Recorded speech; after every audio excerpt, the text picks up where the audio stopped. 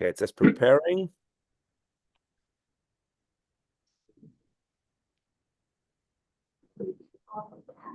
One second. And it's live. Are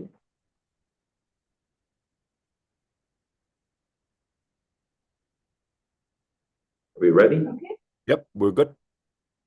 Good morning, everyone. Welcome to the IIDAI seminar. It is our honor to have Professor Deming Chen, who works at UIUC. He's the Avil Professor in the Graduate College of Engineering at UIUC, and his research interests include hybrid cloud system, machine learning and AI, security and confidential computing, reconfigurable and heterogeneous computing, etc. He has published over 280 research papers, received 10 Best Paper Awards, and an ACM SIGDA Hall of Fame Paper Award.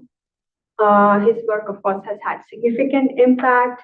He's also an IEEE Fellow, an ACM Distinguished Speaker, and Editor-in-Chief of ACM TRETS. He also serves as the director of the IBM Illinois Discovery Accelerator Institute. Thank you so much, Professor Deming. Yeah, thanks a lot, Sandhya. Right, so it's my great pleasure to give this presentation, right? And the title is SICE. I think I invented this term. Right? It represents security for AI and AI for security. And a lot of the research outcome and ideas through very active collaboration with IBM researchers, right? And so without their contribution, right, so this research cannot come to its conclusion. Okay? All right. So let's look at the intersection of AI and the security. Okay. So we all know, right? So AI has experienced rapid adoption across industries, including healthcare, finance, retail, and also people start to have increasing reliance on AI in critical applications also, like autonomous vehicles, national security, etc. So that means AI should be secure, right? So that's just by default, right? On the other hand, actually, we can also enhance the security of the systems through AI-driven frameworks, right? So I list several examples. I use machine learning to detect and respond to cyber threats in real time, right? So actually, we work on this particular domain, right? So I'm going to quickly introduce a couple of pieces of work we did in this domain, and also use AI tools to detect, prevent money laundering, etc., and many others, right? So that means we can also use AI for security. So we have a dual focus, right? Securing AI and leveraging AI for security, right? Okay. So if we look at security concerns for AI systems, right? So here I listed some kind of vulnerabilities, including physical attacks, firmware, right? Rootkit attacks, etc., etc. This is no way kind of comprehensive, right? So just giving you some examples. And then if we look at AI-specific security concerns, right? So many of us already know this, right? Inserting malicious data points to train the AI models, and etc. And then the last point here, vulnerabilities or deficiencies of the AI models themselves. Actually, I have examples to demonstrate that. So I used a Gen AI software, right? And I use a very simple kind of prompt. Okay. So the prompt is basically security for AI. Can you identify some vulnerabilities or deficiencies of this Gen AI software? I'm not going to name the software. Okay. All right. So you can see the ties are varying backwards, right? And but maybe AI is creating a new fashion, right? Let's just see that. Okay. All right. So if we look at secure AI systems, right? So there are several dimensions, right? So the first one is trusted execution environment, TEEs, right? So this is offering secure environment for executing AI models, and then also AI accelerators, right? So specialized hardware, right? So yesterday during the workshop, right, we have an IIDAI workshop, right? So Madhukar gave a keynote, right? So he really introduced the IBM's AIU, right? AI accelerator, right? So it's a specialized hardware, right, for AI acceleration. Okay. So how do we make such accelerators secure, right? So that's the question. And also secure data handling, right? Ensuring data privacy, integrity during training and inference, robust AI models, and then also this term called confidential computing that will protect data in use in addition to at rest and in transit.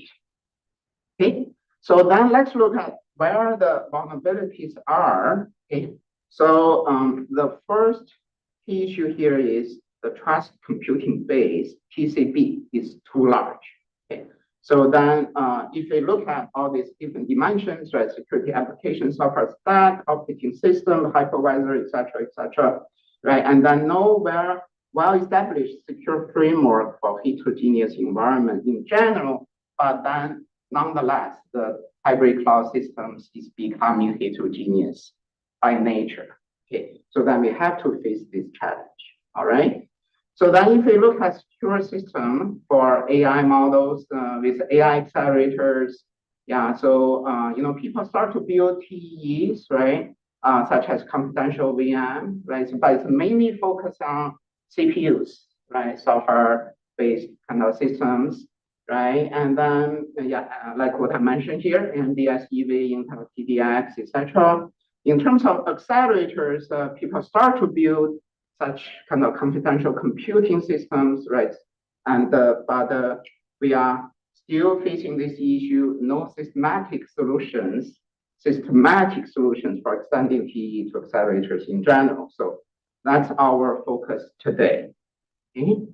All right. So then let's raise several questions, right? So how should we provide a secure execution environment or framework for AI accelerators? So that's the first question. Second, how should we design and integrate security solutions for AI accelerators? The third one, how should security solutions for accelerators adapt to future architectures that are dynamic and configurable? This is mainly driven by the AI models that are changing rapidly, right? So if you submit the paper to NeurIPS, right? So you probably know, right? So for this year's NeurIPS, and they received 15,000 study submissions. Okay, and then we have various top machine learning conference, Triple AI, ICML, iClear, you name it, right? So each is receiving so many submissions. So this is really rapidly changing, evolving field, right? So then the AI accelerators, if we do not design it in a kind of reconfigurable way, right? So I will introduce the idea, it can become obsolete. Okay, right. So then the last bullet point is how should we design for scalable and heterogeneous systems, right? So here I will introduce some works, and most of these through collaborations with IBMers, right? So we have several building blocks, right, that demonstrated by this block diagram. So on the bottom, we have the accelerator TE-based platform, right? And then in the middle, we have a system integration and trade-offs, flexible and multi-tenant accelerator, okay? And on the top, the eventual goal is for scalability and heterogeneity, right? So I will mainly focus, I don't know whether you can see my cursor. Oh yeah, okay. So I will mainly focus this X-Shield and S2TAR, right? So I'll just call it the star. I mainly focus on these two pieces of work, and then I'm going to share some future work in terms of scalability and heterogeneity, and a new concept called safe domain, right? And that also lead to a very unique kind of use case on smart techniques, right? So then you can see recently we published 3 papers all on IEEE cloud, right? So this one is focusing on this flexible multi-tenant accelerator, but the other 2 are focused on SmartNIC and how to use SmartNIC to accelerate application, right? This is the in-network computing, right? So all these are through collaboration with IBM researchers. Okay, right. So let's look at the threat model, right? So what are trusted, right? So hardware and root of trust.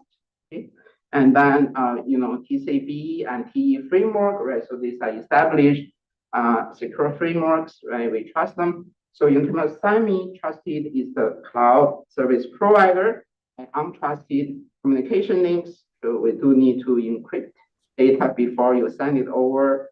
Communication links, right? VMs from other co-tenants, accelerators from other co-tenants, and external memory outside TEE. Okay. So for this work, we do not deal with side channel attacks. So that's outside of the scope of this work. So personally, I have worked on, for example, some design methodologies against side channel attacks, right?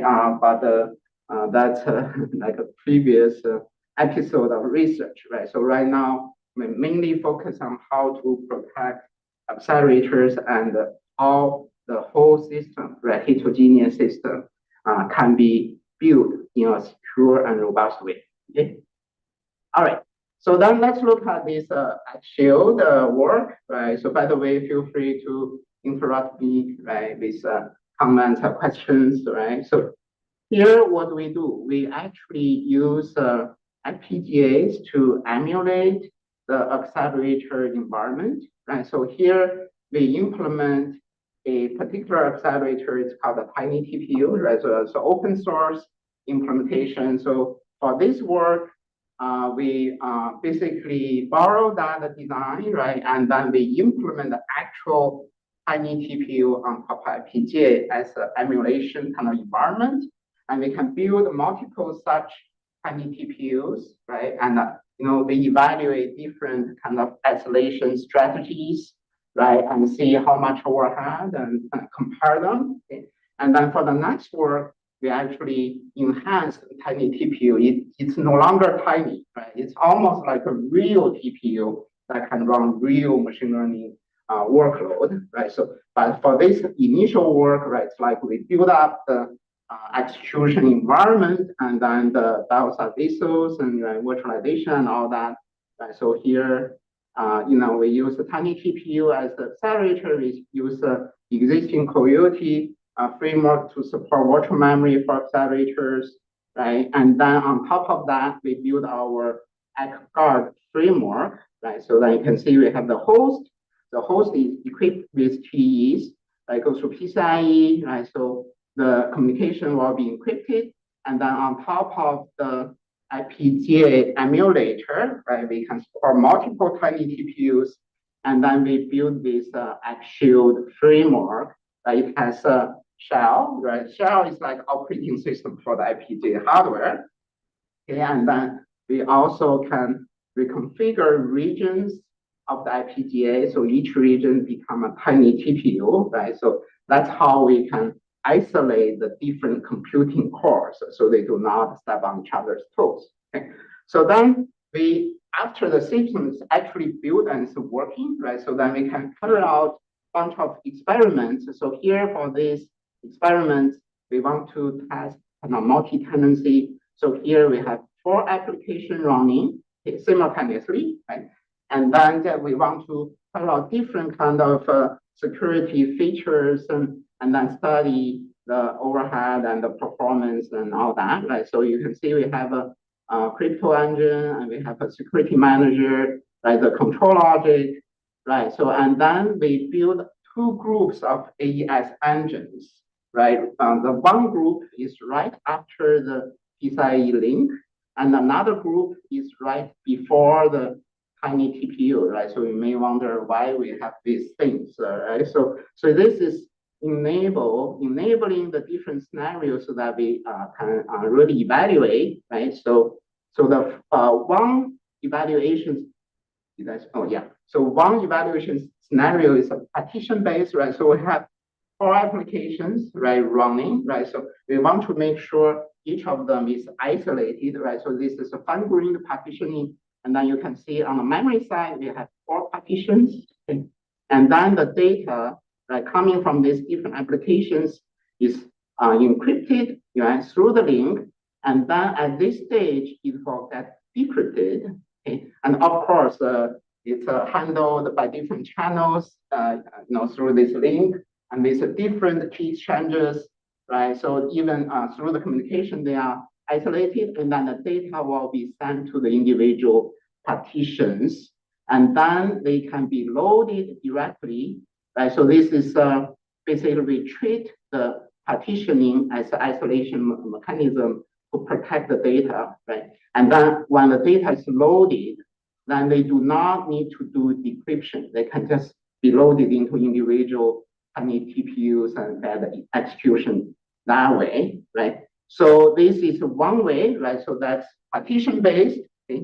And then the another way that we can evaluate is, sorry, yeah, all right. Okay, so another way is encryption-based. So here, the strategy is, all right, yeah, so the strategy is we still have this multiple application running, right? And then the data are encrypted. And then when they come to the hardware, right? So here I have an animation. They will not get decrypted right away. They are sent to this individual partition. You can treat them as enclave, and the data stay encrypted. Okay. So then that means for this situation, if people are worried whether the data can be stolen, right, in the at rest kind of stage, right? So it can be encrypted. If that's the case, then the data will be brought back to the chip, decrypted, and then get execution on the individual TPU, right? So we can see, we can evaluate these different scenarios. There are some other scenarios. So in the paper, we evaluate 7 different scenarios, but then here, among these 4 scenarios, we have the baseline, we have the link encryption, right? Link encryption plus memory encryption and the memory encryption only, right? So we collect a bunch of results, right? So these are based on measurement from the actual hardware, right? So then, as I mentioned, because this is a tiny TPU, right? So we evaluated some layers, right? So this is one type is a dense fully connected layer, and another one is just a small net, right? So just for evaluation purpose, okay? So then, based on our evaluation, the partition-based design incurs about 4% overhead, okay? And for the fully connected layer, and about 1% in the net, right? So then it's much lower than device memory encryption-based design, right? The encryption-based, typically you will have about 13%, right? Roughly speaking. And then we also study, on the chip, if we have on-chip cache, right? And then the overall performance can be much faster compared to the situation without cache, okay? So then another one is device memory encryption will dominate the total overhead in future. So let's say in the future, if the link is by default encrypted by something like TE device interface security protocol, right? And then the memory encryption will become the major overhead, right? So then we also evaluate some other features. Demand paging still has large overhead, in the unified virtual memory. Okay, so that's the major conclusion we draw from this tiny TPU-based AI accelerator study, right? So if we want to introduce security features by like a fine-grained, right, and sharing kind of situation, right? So that's the situation we are facing, and of course I think can generalize over other type of AI accelerators, right? So our hope is to share some insights in this kind of domain. All right. So let me move on to the next work, right? So this is STAR, right? It's called T for reconfigurable TPU. So at the beginning, I kind of hinted, right? And if we want to really be adaptive to the specific workload, right? So something like reconfigurable hardware, right, can help us, right? So let's see how much advantage that can bring, right, on the table. Okay, so this one is really dealing with dynamic partitions, right? So it can offer reshaping the TPU to use best configuration for different workloads, right? And then you can also deal with multiple partitions, multiple accelerators, but each accelerator is a TPU, right? We know the commercial TPU is not really reconfigurable, okay? And then we can reconfigure the TPU, right, into some sub TPUs, right? So that can be adaptive to specific workload sizes, right? So yeah. So then this provides VMs with PCIe physical function pass-through and the interface to interact with TPU partition TE. And then we also offer partition level attestation. So how do we do this, right? So the fundamental building block is a systolic array, right? So, and then, but what we did is we add these specific switch boxes, right? So then these are basically maxes and demaxes, right? So then it can really, guide the data. So computation, right? So you have the intermediate data that can pass to the right building block or pass to the building block beneath, right? And under the upper row, or you can collect the data, right? So so because when you run the deep neural networks layer by layer, right? So after one layer, the intermediate data need to be fed into the next layer, right? So then we have overall this design, right? So this is the actual design we implemented, right? So it has 4 systolic arrays, and then we have this buffer that's also reconfigurable, right? It can be partitioned or unified. So for this situation, right, and if we want to reconfigure this whole thing into a single large TPU, that means it's going to combine these 4 building blocks, right? So then the actual maxes or demaxes can be reconfigured, so then this whole thing behaves as a single systolic array that's 4 times of this building blocks size, right? And then the data is stored into this new unified buffer, the intermediate data stored in the unified buffer, and move to the next one layer by layer, right? So now you can see for this, we'll just activate one instruction unit, and then we have a one big buffer, just like running like the regular TPU. Okay? All right, so then for the different configurations, how do we do it? And then you can see we can actually, let's see for this one, this is cut off, right? And then it's reconfigured in such way you have this systolic array itself become a TPU, right? It behaves like a TPU, just the size is smaller, right? And then it has its own dedicated buffer, right? And then, so then we have the instruction unit that's working with individual TPU, right? You can call it sub TPU, but then now we can isolate them. You can even do remote attestation for each individual sub TPU. So that's the level of reconfiguration we can offer for this. Okay. So then let's look at some results. So as I mentioned, we significantly enhance the TPU design, right? So we can support different sizes, right? So here, the blue bar is the TPU with 64 by 64 PEs, and the orange bar is 128 by 128 PEs.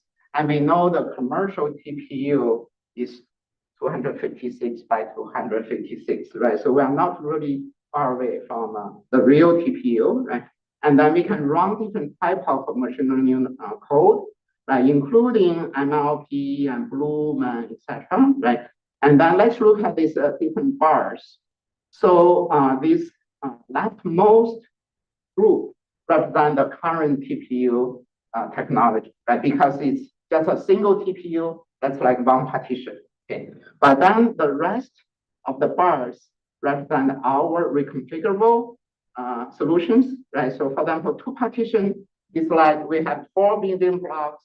You can treat the upper rectangle as one TPU, the bottom as another TPU, or if it's a 4 partitioning, that means we have 4 individual TPUs running, right, on the same silicon area.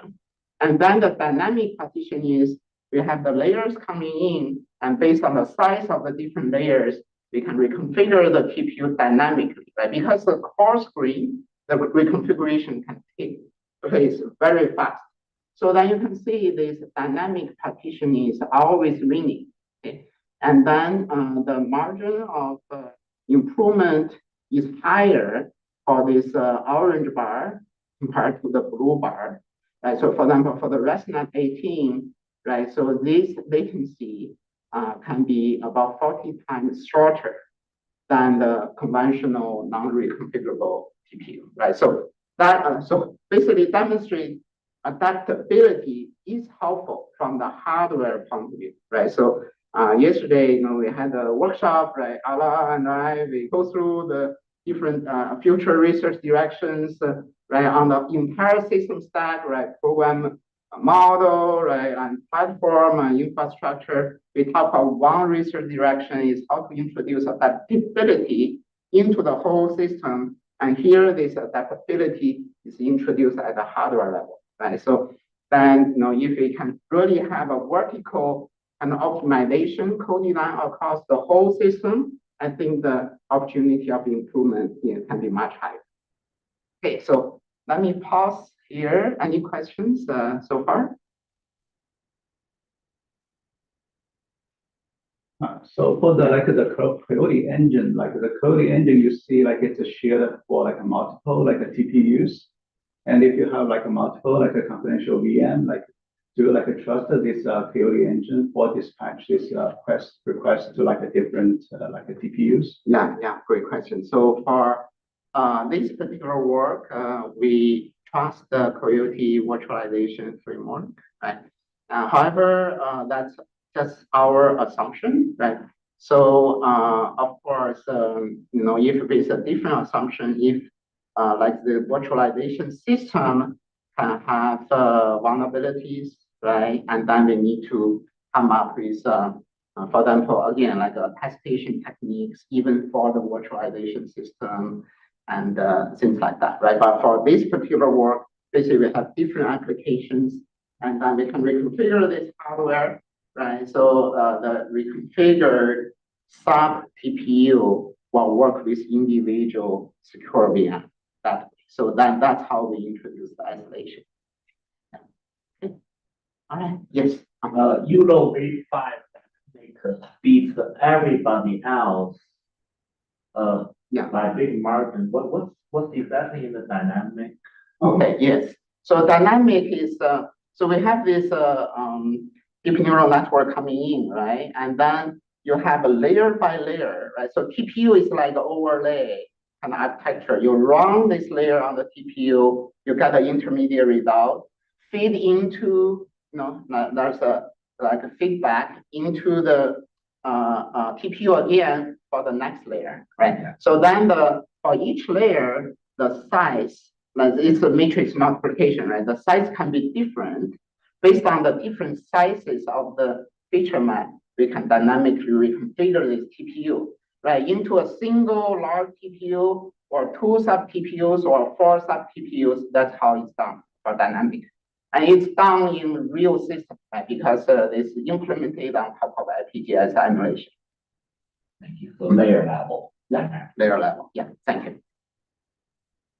And down the road, the number of partitions you can generate will be significantly larger. This is currently just constrained by how much an FPGA can carry, right? So you get more granularity, right? Exactly, right. So you can see based on this trend, actually the orange bar gave a higher advantage. Oh, sorry. And it's just because when your original TPU is bigger, then you have more flexibility to dynamic reconfigure, right? So Hubertus is right? If we have a bigger FPGAs, we build a bigger kind of emulator system or multiple FPGAs, right? And then we can, support more varieties of AI accelerators. Hopefully, we can kind of model something like AIU, right? So I know, AIU probably in terms of overall design, that is confidential, right? But we can, follow the design strategy. For example, AIU right now is built for inferencing, right? So using 8-bit, right? So those are the large kind of design strategies. We can easily model that on top of FPGA, right? So 8-bit, we can support that for sure, right? And some other strategies, and then we can carry out similar studies. What's the area increase to support this four-way dynamic solid traffic? Oh, it's not high at all, right? Because all we add are some muxes, mux, demux, right? So this is a cross-grain reconfiguration, right? It's not like FPGA very fine-grained, right? So then the area overhead is almost negligible. So the instructions chip, the data path is already there. So that's why. Okay. Thank you. Thank you for all the questions. Okay. So then we also carried out the multi-tenant experiments on top of this system, right? And what we did is, let's see, we have the same GPU kind of system, right? One way is we have all these requests coming in. For each request, we try to best utilize this GPU hardware, but then the request is sequentialized. Another one is we can handle the multiple requests simultaneously through a multi-tenant way, right? So then here we only just activate 2 requests simultaneously, and then based on this simple study, we can see, right? For example, this dynamic ResNet 18 compared to the static, where static is sequentialized, then the latency we can see almost reduced by 50%, right? So then this means this type of fine-grained sharing can really give us kind of throughput advantage. But then the question is, how do we guarantee security on top of this multi-tenancy workload? Okay. All right. So then let's move on. So then the second stage is AI for security. Right. So remember, I mentioned some vulnerabilities about the existing AI model, right? So we need to really pay attention and make sure they are secure and robust. But then yet, this is another example that the Gen AI is not really doing 100% accurate work. If you look at it, I cannot even call it fashion this time, right? So nobody is going to view this handle on top of the screen itself. The robot is smiling, it shouldn't show any emotions. That's right. Yes. All right. So then so this second segment is how we can leverage AI for enhanced security. Okay. So here I provide several directions, right? Real-time threat detection, right? Real-time monitoring and response, predictive analysis, right? Automated response systems and feedback loop. Okay. And then I don't have time to talk about all this. So our focus today is on these top 2 items. So let's get to it. So we all know that we are facing threats in critical systems and data centers, right? So various incidences, right? So probably you heard about this 23andMe data breach that took place last year, right? So about 7 million records were stolen, okay? And this, of course, including the DNA data, and sometimes even personal kind of medicine information, right? So I think this 23andMe, its kind of market cap was like $6 billion, right? But then after this data breach, right now it's almost collapsed, right? Due to all these kind of lawsuits, right? So the threat is real. Okay? And then we studied one example on cyber physical systems, right? So if we talk about cyber physical, right? So you involve sensors, right? And then based on the sensors, then you have some kind of controller, right? Analyze it, right? And then you have actuators, right? So the whole thing can work in a cyber physical environment. However, during the communication, a lot of times we have vulnerabilities. Okay, so one type of attack is called a time delay attack, right? So you have sender, you have a receiver, right? So so it's a kind of this period, right? And the packet are sent, right? Following this periodic kind of strategy. However, if attacker they can use this pairing of so-called listener and repeater, you can hold certain packet, right? And then you delay the actual arrival of certain packet, right? So when it reaches some threshold, right? So of course, sometimes there's noise, right? There's a packet congestion and all that. However, if certain packet just got hold or lost because of that attack, right? And then it can really bring down the whole system, right? So then how do we really, first of all, detect such attack, right? And then the first thing is detect it. The second thing is detect it quickly, right? So these are the two tasks we are facing. Okay, so we used a LSTM, right? So this is a long short-term memory based RNN model, right? So because when we talk about delay attack, it's a sequence, right? For sequences, RNNs is pretty good, right? So for example, like the large language model is kind of following similar strategy, but of course that's based on the attention, right? So, but this is based on recurrent neural network, right? And but one important issue facing LSTM is that if you have many layers, then you will be facing these managed ingredient issues, right? And so in order to deal with that, invented something called a hierarchical LSTM.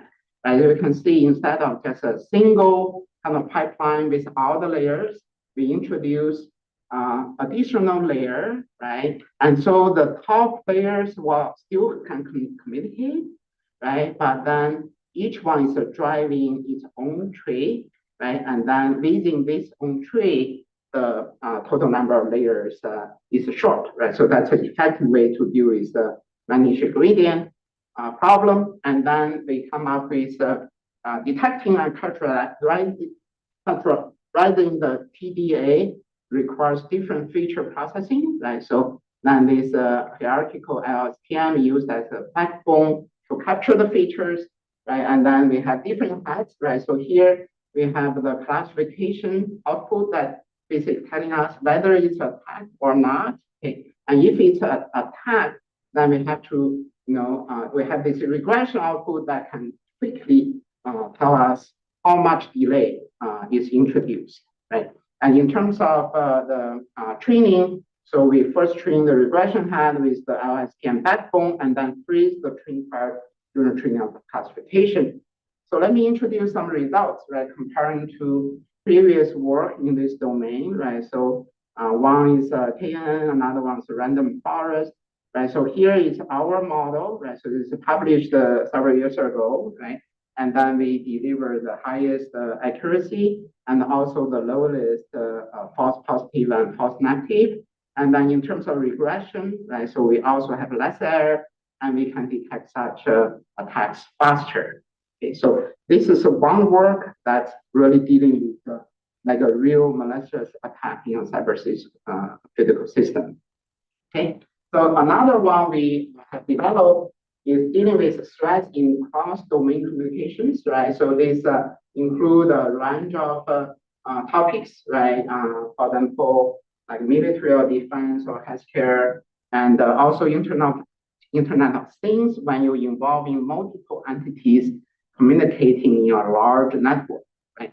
So then people have done some study and realizing that, right, so the attacks targeting such systems are really increasing, right? And these days, we release a lot of source code like, that are open source, right? And because the openness, they also kind of review vulnerabilities, and a lot of attackers will like leverage kind of loopholes to launch attacks, right?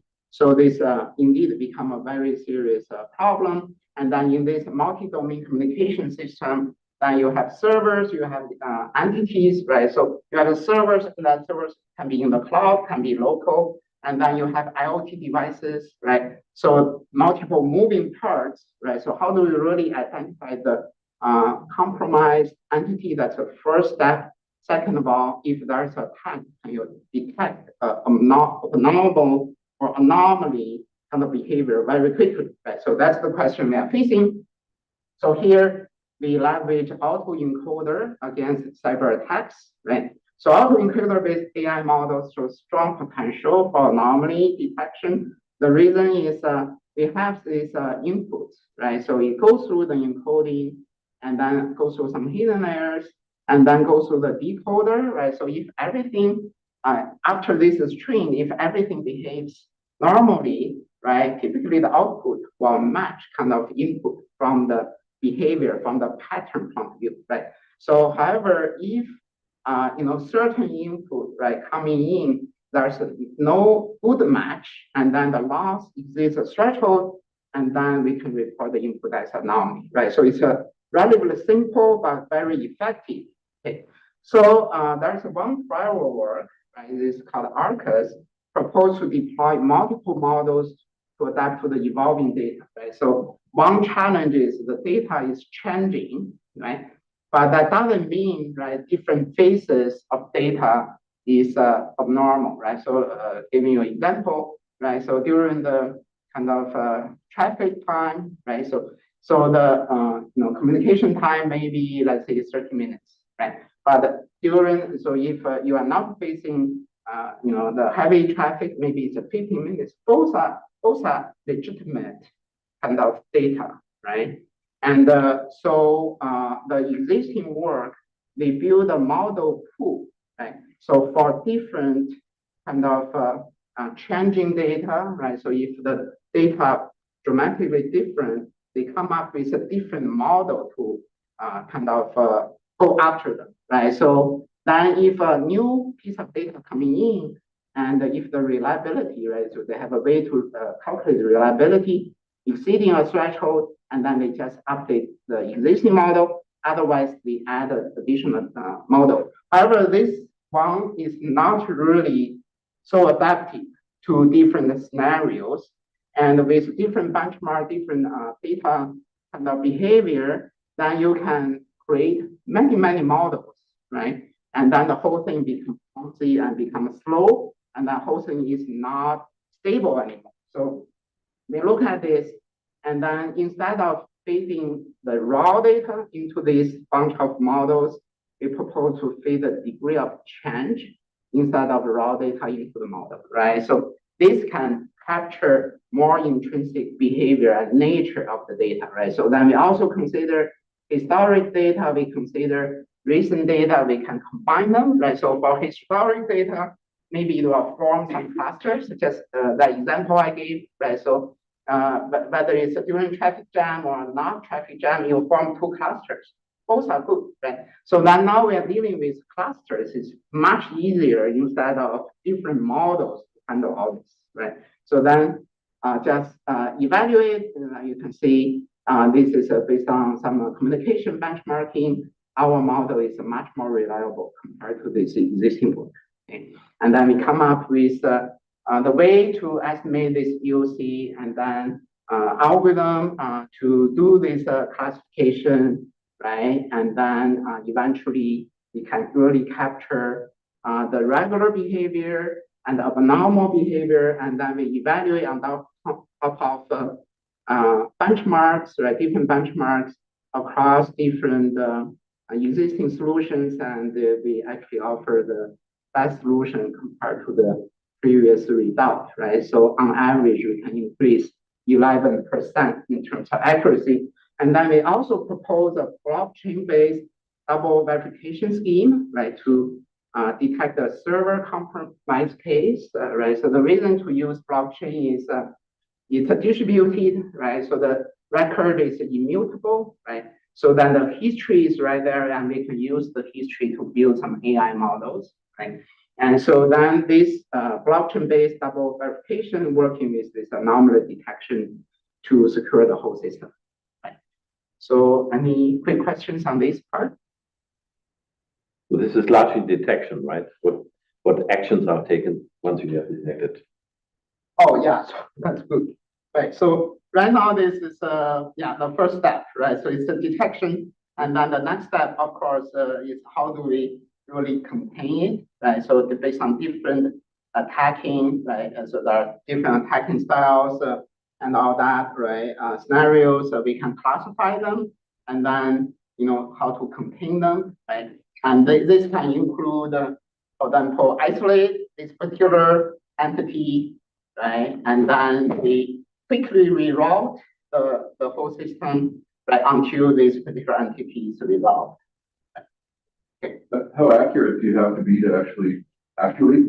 So you're better, but how much better do you have to be for it to actually be right? action? Right. Yes. Yeah. Great question. So depends on the security target we are facing, right? So if we are really facing like a highly sensitive workload, right? So then we cannot really, for example, take the benefit of the doubt, right? So the behaviors of abnormal, it's already based on our detection, right? Let's say it reach 80%, 90% accuracy, then largely we cannot rely on that anymore, right? So however, if we are dealing with some kind of regular workload, right, and then if the right, so here we reach 70% to 87%. So I think we treat the confidence pretty high, right? But if the workload is not really sensitive, right? So then we have a little bit margin there, right? But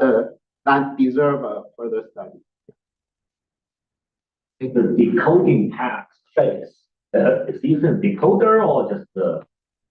Yeah, so it's a simple encoder decoder system, right? So the decoder model. So this is a linear layer, right? So it's like a reverse, right? So you're encoding, right? It's a linear layer, and then the shape is reversed.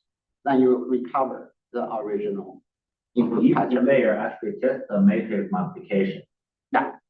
Yeah, fully connect layers. Yeah, but of course there are some other ways, but this one is relatively simple and it's generalizable. All right, so great. So then we have about 10 minutes, right? So here, finally, I think the Gen AI did a good job, right? So the prompt I used is quite simple, right? So secure AI for security. And I really love this picture. Then you can see, first of all, the robot is secure, right? Because, it's wearing a lock, okay? But then, the Gen AI realized robot has arms. So arms can carry lock and secure its surrounding area, right? So I think it indeed did a good job. Okay. So then how do we really deal with this heterogeneous environment, right? It's a multi-dimensional, right? So as we introduced, we have reconfigurable acceleration, right? And different types, different sizes, right? And computation becomes more heterogeneous, as I mentioned. And then we need to deal with how to deal with scalability on top of such heterogeneous systems, and also treating security as a first-class citizen. So here are some thoughts I would like to share with all of you, right? So now we can deal with intra-user TEs, right? Multiple TE belong to the same user, right? So let's say we have a large foundation model, right? And so the foundation model can have different downstreaming, adapters, right? So different adapters can serve different goals, right? So then first of all, you don't want to mingle these different TDEs, right? So how they can work efficiently, but also securely, right? So second case is inter-user TDEs, and again, right? So whether you are sharing some data or not, right? So how they can work in a secure way, but then in an efficient way, right? So then we can also deal with a secure AI-driven resource management and control, right? So this is on the other hand, and secure AI-assisted attack detection and containment, right? So then particularly we want to deal with this distributed TEs on the network, right? And then so we want to introduce a nimble framework, right, that can deal with changing workload, right? So some workload has higher security priorities, some not so much, right? So then we come up with adaptive security solutions dealing with them.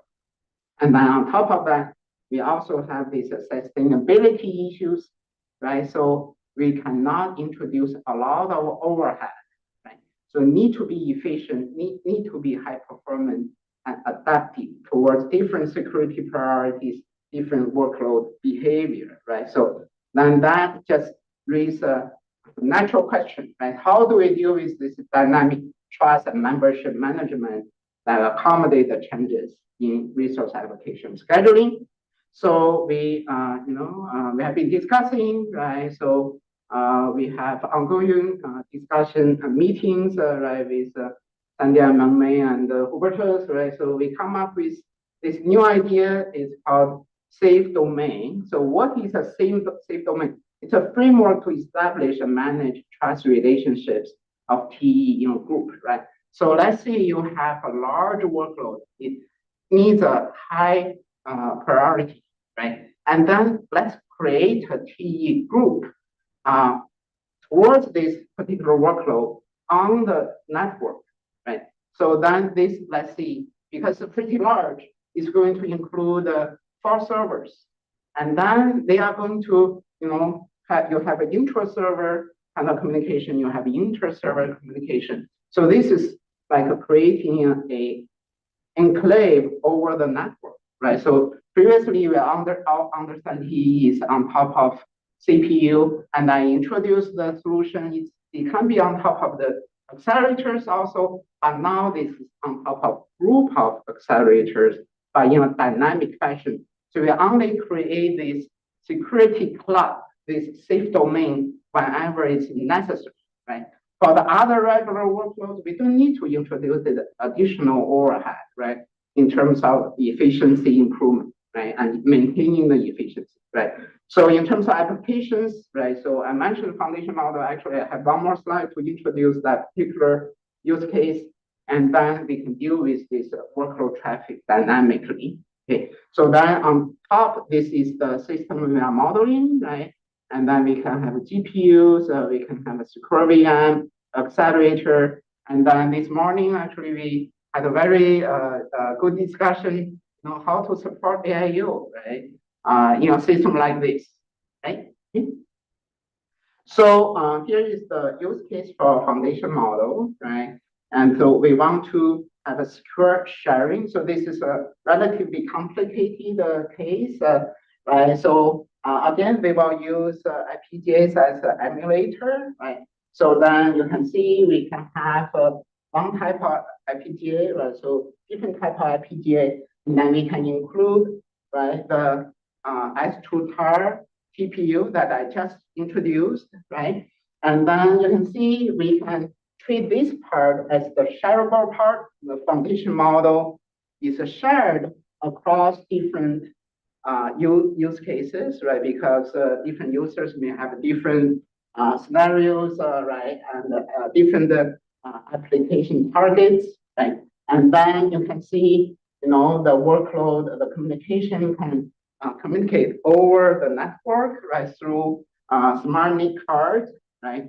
And then, so how the smart NIC card can play like a door guard, right? And then offload some security monitoring, kind of a security compliance, kind of checking and all that, right? So to facilitate the overall communication and the computation, right? So then this safe domain guarantees a clean execution context on the shared FMTE, right? Secure communication within the domain, right? So on this side, you can see we intentionally, put two users. They are actually sharing this particular hardware, but this doesn't need to be such fine-grained sharing. It can be, within a virtual memory, and each virtual memory, virtual machine, right? Within virtual machine environment, each virtual machine can cover a couple of AIEs, and they work together, right? So the methodology can be generalizable,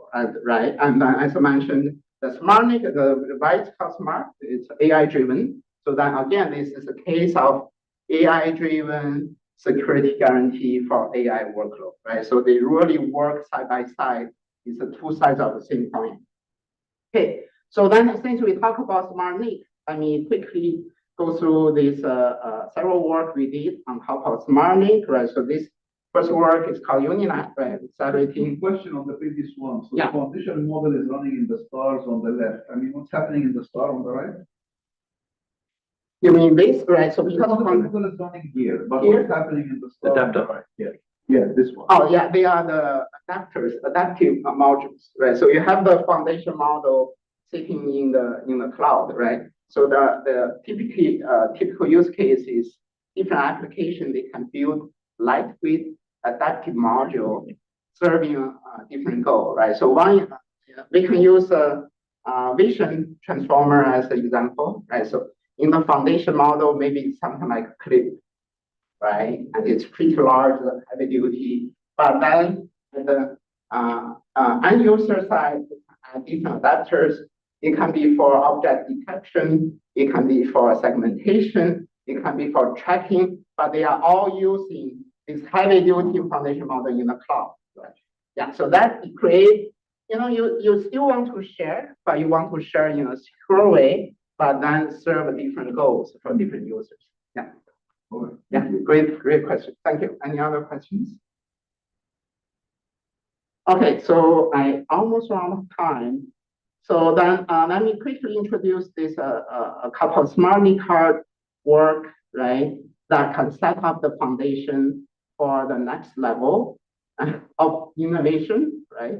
And then this one is talking about accelerating the container network, right? So we are dealing with this two-layer of encapsulation. If you have containers running on top of virtual machines, suddenly the whole thing becomes just very slow, right? So this is, we call it type 2 performance degradation. Okay, so then we come up with this is built on top of the SmartNIC card, right? It's built on top of commercial SM1000 SmartNIC, right? So this is from AMD. It's based on reconfigurable technology, and we introduce very kind of unique kind of co-design solutions dealing with UniNet control plane, UniNet data plane, and then you can see we can achieve quite some speed up throughput improvement for both the kind of large packet and the small packet.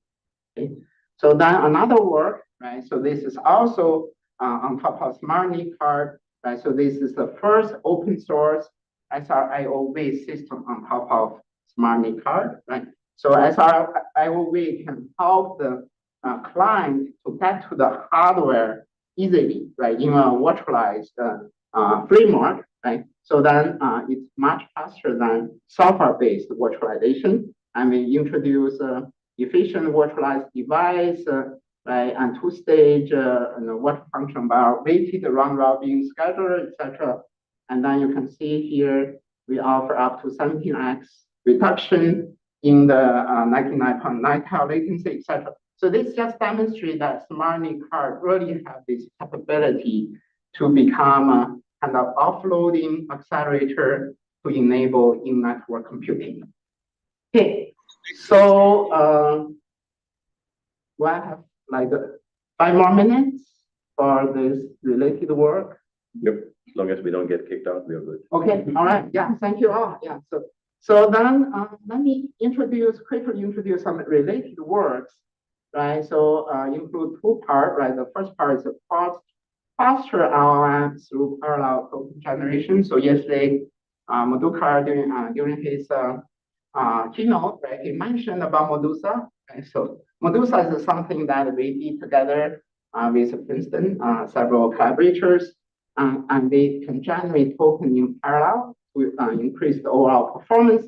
And then Madhukar also talk about the data flow architecture. Obviously, AIU is using data flow architecture. And then I think the great minds think alike. We actually build a compiler that can take a PyTorch model, a machine learning PyTorch model, go through the compiler, generate the data flow based AI accelerator. So I can quickly introduce that as well, right? So in terms of Medusa, right? So this is a hardware-aware large language model acceleration. And we all know traditionally for a large language model to work, the token is generated one by one in a sequential manner, right? And then this large language model actually is memory bottleneck, right? Because every time when you do the inferencing, you have to load all the parameters, right? And then the parameters so heavy, right?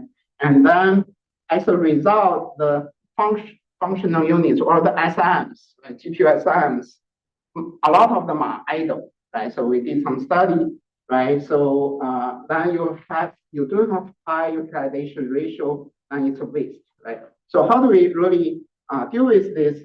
We introduce multiple so-called Medusa heads, right? So then each Medusa head will produce the token on its corresponding position. So let's say we have 4 Medusa heads, then it's going to produce 4 tokens in parallel, okay? And each token corresponding to its corresponding position, right? So that's the basic idea. And then because we can produce in parallel, we effectively mitigate the compute resource underutilization problem. So we build this tree mask, right? This just try to make sure when we produce these multiple tokens in each position, right? And then we can make sure the token follow the logic sequence. And then on top of that, we build a tree. And once we have this tree, we can quickly pick the particular path, each path representing one continuation, right? And pick the path that has the highest probability. Okay. So because of this, right, we can significantly improve the speed, right? We have 2 versions of Medusa. The first one is just add Medusa head. We do not change the original model. Okay.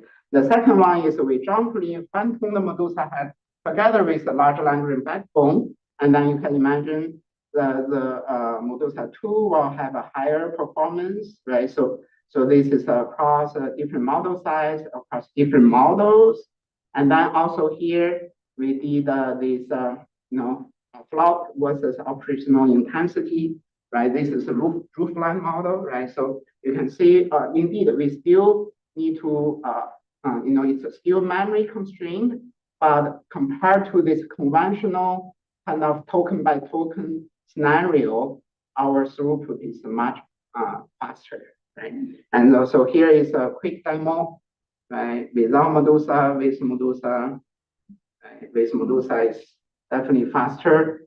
And then very recently, actually, NVIDIA engineers did a study and published a blog, right? So Medusa is already in TensorRT-LLM, right? So they actually evaluated Llama 3.1 70B and 405B. They use Medusa 1 version because they don't want to fine-tune the large Llama model, right? They just add the Medusa heads and fine-tune the Medusa heads and then achieve 1.9x speed up. Okay. So this is very promising, and we are continuing build on top of it. Deming, on this one, definitely follow up with Madhukar perhaps, because we did what we call speculative decoding, which is also an evolution of this idea. And we deployed it ourselves also. So if you're continuing to work on it, maybe it's worth discussing. Wonderful. And we got 2.5x at least, even more maybe from speculative decoding. Right. And I think one exciting direction is not just consider this speculative decoding, but also with the hardware dimension. Right, like AIU is 8-bit, right? So all the hardware and the yeah, larger model can work together. Yeah. Mhm. So in worth discussion though, whether there are more opportunities as you see it evolving. Great, yeah, thank you. All right, so I think this is the last slide. As I mentioned, PyTorch to AI accelerator compiler. We work on this for about how many years? 4 years so far. Right, the initial publications, HPCA 22, everything's open source, right? You can see we leverage the MLIR, right? So this multi-level IR pretty popular, right? And then we can take PyTorch model directly through this multi-level representation, multi-level optimization. We created our own dialect, right? And then generate the synthesizable C code. And then we take several sensors that can map to FPGA or map to ASIC, right? And then, so this is the first time we build this whole flow, right? And because open source become quite popular, more than 4,000 downloads, and we also did a bunch of follow-up work. The recent most one is published as plus and that, right? So this is for high-end, advanced compiler study. Okay. All right. So in conclusion, we talk about security for AI, right? And then we also talk about AI for security. We have some initial results, but then we are also facing different kind of challenges, right? And so for security for AI, right, how to be consistent and scalable, right? For AI for security, the challenge is accuracy, robustness, predictability, interpretability, right? Because we have to have that, right? Just David asked the question, right? So how good is good, right? If it's 98% good, do you trust it for control? Right? So it just open up a lot of research opportunity, and the two working together is exciting, right? And I mentioned the safe domain idea as a future research direction. So the journey has just begun, and I hope you agree with me. And then let me acknowledge a lot of collaborators, right? So I'm open for collaboration, right? So if you're interested in any directions that I mentioned, please, I would love to talk to you, right? And especially acknowledge all the contributions, collaborative effort from IBM, right? And many of these works, right, the TE for accelerator, the smart NIC card, and all that works are done through collaboration with IBM, right?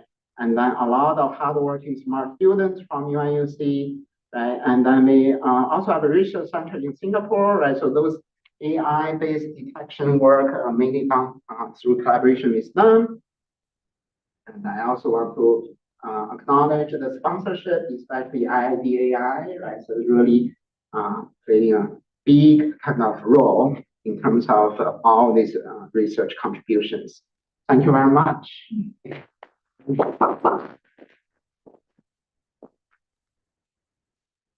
Last questions. We might have a few questions online. I don't see any question online currently. But if anyone has a question, please post them in the chat or unmute yourself and just speak up.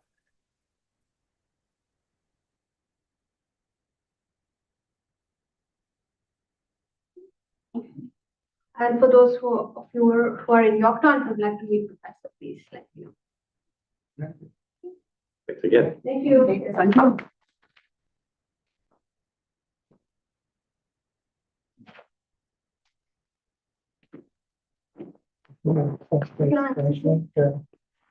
Let me